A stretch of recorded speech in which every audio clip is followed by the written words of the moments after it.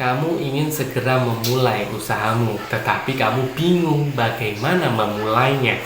Nah, ini adalah langkah awal yang bisa kamu lakukan supaya langkahmu memulai usaha bisa tertata dan bisa berjalan lebih lancar. Nah, sebelumnya, yuk intro dulu.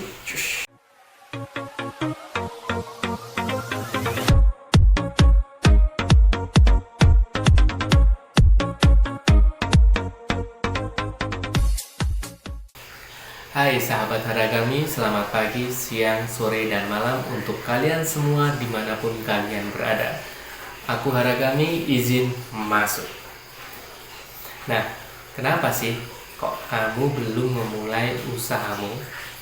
Padahal rencanamu itu sudah bagus. Terus persiapanmu dari A sampai Z sudah kamu persiapkan, sudah kamu pikirkan. Nah, yuk kita pahami dulu kendala-kendala yang sering orang alami dalam memulai usaha barunya. Oke.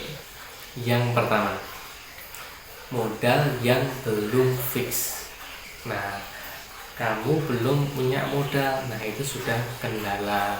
Biasanya kalau belum punya modal itu jadi kendala yang sangat besar. Nah, skema berikutnya, awalnya kamu belum punya modal, sekarang punya modal katakanlah 10 juta. Entah itu dari tabunganmu, entah itu dari pinjaman atau apapun itu, sekarang kamu punya 10 juta. Kamu akan memulai usahamu, tapi ada referensi A, B, C, dan seterusnya yang mengganggumu sehingga fokusmu berubah menjadi ingin melakukan usaha dengan modal yang lebih tinggi, katakanlah 30 juta. Nah, dari situ kamu akan berpikir bagaimana cara mendapatkan uang lebih. Setelah mendapatkan lebih, sekarang sudah modal 30 juta. Nah, kamu referensi lagi A, B, C, D, dan seterusnya, berulang seperti itu seterusnya hingga tidak ada satupun usaha yang kamu mulai. Nah, itu yang pertama. Yang kedua, kamu terlalu banyak pertimbangan tentang alat-alat usahamu. Sebagai contoh, kamu ingin membuka usaha percetakan. Tentunya kamu perlu membeli mesin cetak. Nah, awalnya kamu yakin ingin membeli mesin A, tapi ada referensi A, B, C, D yang menyatakan bahwa mesin B, mesin C lebih bagus, lebih ini, lebih itu, membuat kamu bingung, review sana, review sini. Ya, akhirnya kamu hanya menghabiskan energi untuk bingung mau membeli yang mana. Karena pada dasarnya, prinsipnya kamu pasti memilih mesin yang maksimal, yang sempurna, tapi harganya yang paling murah. Nah, aku pun juga mengalami itu saat awal-awal menjalankan usaha percetakan. Yang perlu kamu pahami, mau itu mesin merek A, B, C, D, apapun itu pasti punya kelemahan dan kelebihan yang akan kamu rasakan benar-benar setelah seiringnya berjalannya waktu kamu memakainya. Nah, kamu akan mengenal semua peralatan usahamu, kelemahannya apa, kelebihannya apa. Kamu nanti dengan tanpa sadar, dengan nalurimu, kamu akan menyesuaikan itu. Jadi nggak usah pilih-pilih, yang penting itu sehat, nggak apa-apa. Mesinnya bagus, nggak apa-apa. Sesuaikan dengan budgetmu. Nah, kamu sekarang sudah memahami apa sih yang jadi kendalanya. Nah, yuk sekarang kita mulai langkah awal untuk memulai usahamu. Yang pertama, tentukan dulu jangkauan modal usahamu. Apakah modalmu kecil, sedang, atau besar? Nah, di sini kita samakan persepsi dulu ya. di mana modal kecil itu aku kategorikan sebagai usaha cetak perumahan, dan skala sedang itu gambarannya seperti fotokopi dan percetakan di pinggir jalan pada umumnya.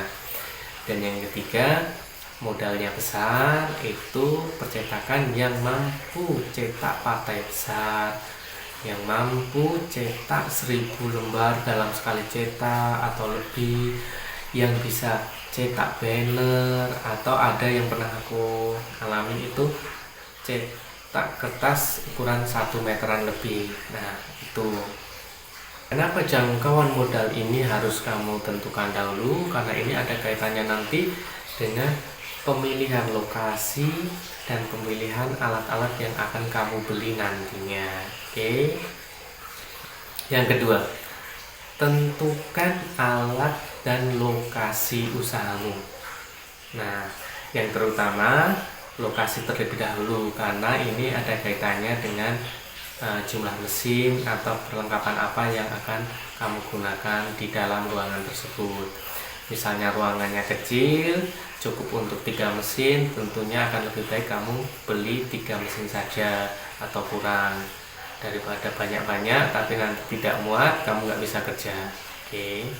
Atau mungkin kalau memang muatnya 3 mesin tapi kamu mau beli 6 mesin, otomatis kamu akan menyesuaikan ruangan tersebut, menambahkan rak supaya mesinnya muat semua. Nah itu. Nah, aku punya gambaran, tapi ini adalah referensi.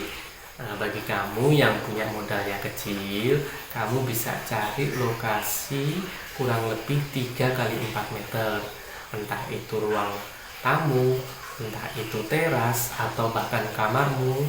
Sesuaikan saja dengan keadaanmu.